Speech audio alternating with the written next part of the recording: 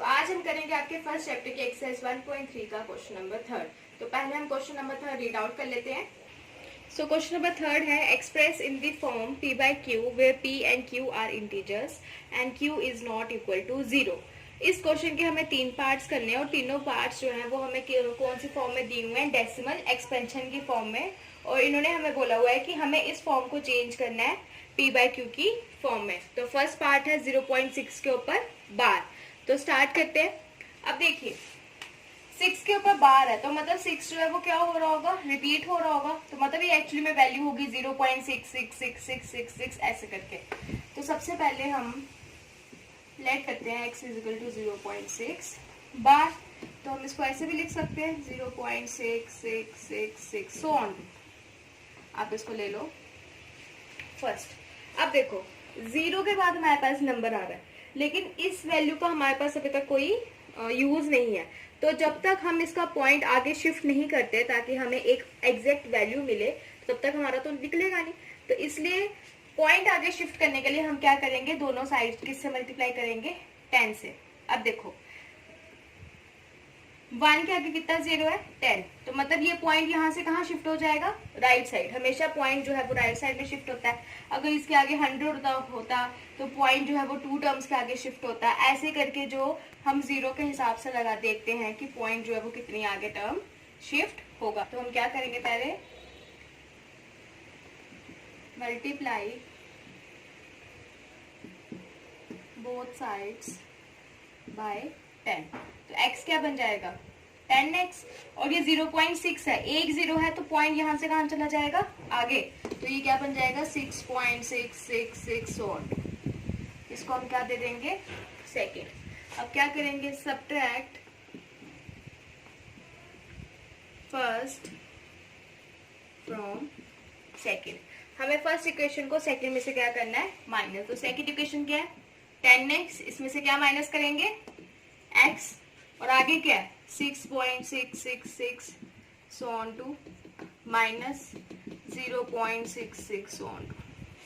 अब 10x में से x चला गया तो क्या बचा 9x। यहाँ देखो 6 के नीचे क्या आएगा 0 और आगे क्या आएगा 6666, मतलब आगे वाले 6 जो है और जो ये 6 है ये क्या हो जाएगी आपस में माइनस। तो आंसर क्या आएगा 0। लेकिन जब 6 में से 0 गए तो क्या आएगा 6। तो मतलब ये हमारे पास ऐसे आएगा। तो हम इसको 6 भी लिख सकते हैं। तो x क्या आ गया 6/9, ये कट जाएगा 3 2 6 3 3 9। तो x हमारे पास क्या आया 2/3।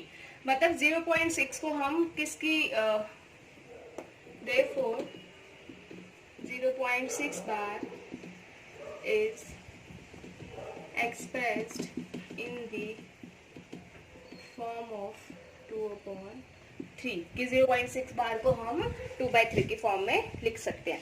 तो ये था आपका फर्स्ट पार्ट। चलिए अब करते हैं पार्ट नंबर सेकंड।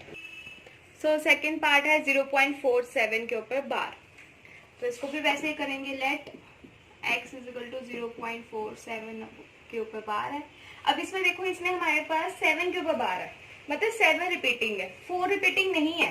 तो इसको हम लिख सकते हैं 0.4777। जिस टर्म के ऊपर बार होता है वही टर्म हमारे पास क्या होती है, रिपीटिंग। अब सेम वैसे ही मुझे ये एक पूरा नंबर चाहिए, मतलब 4.7 करके अगर आगे कुछ होगा तो मैं इस चीज को सॉल्व कर सकती हूँ। तो जैसे हमने पिछले पार्ट में किया था, हम क्या करेंगे, मल्टीप्लाई करेंगे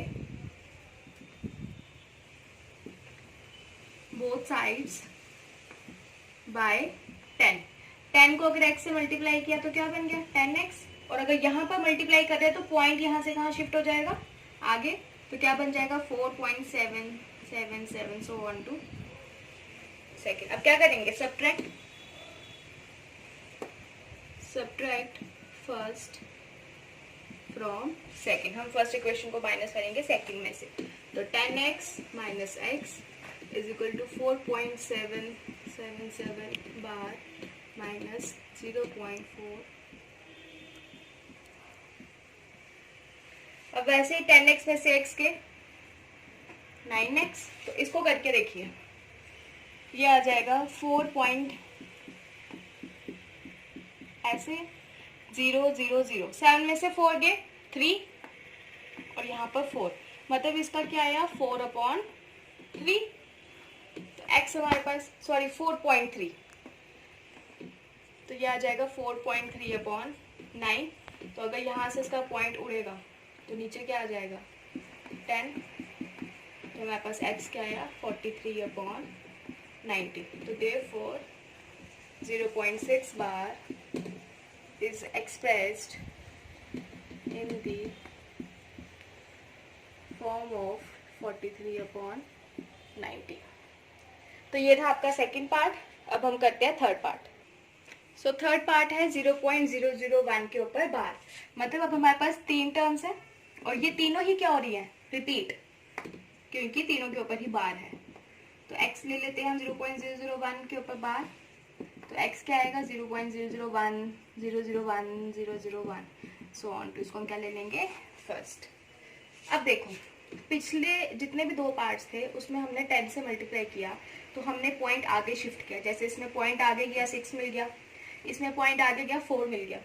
लेकिन इसमें कितनी टर्म्स हैं 3, मतलब अगर मैं 10 से मल्टीप्लाई करूंगी तो पॉइंट इधर आएगा इस तरफ, और अगर मैं 100 से करूंगी तो पॉइंट इस तरफ आएगा।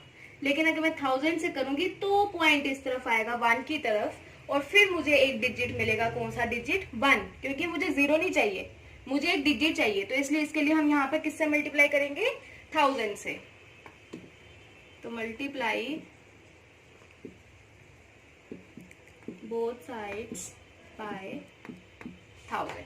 तो यहाँ पर क्या आ जाएगा 1000x इज इक्वल टू, अब देखो 3 0 है तो पॉइंट 3 टर्म्स आगे शिफ्ट होगा 1 2 3, तो आएगा 1.001 001 सो ऑन। अब सेम वैसे ही सब्ट्रैक्ट करेंगे। सब्ट्रैक्ट इक्वेशन 1 फ्रॉम सेकंड, तो क्या आ जाएगा 1000x minus x is equal to 1.001 001 so on to minus 0.001 001 so on. अब देखिए 1000 में से x की, क्योंकि x की वैल्यू 1 होती है।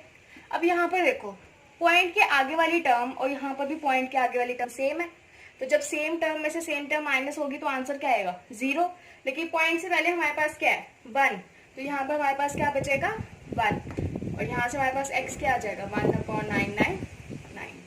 तो therefore 0.001 is expressed in the form of 1/999। तो ये था हमारा क्वेश्चन नंबर 3। अगर आपको कोई भी डाउट है तो आप हमें कमेंट सेक्शन में लिख सकते हो, और नेक्स्ट क्वेश्चन देखने के लिए आप हमारी नेक्स्ट वीडियो जरूर देखें। Thank you.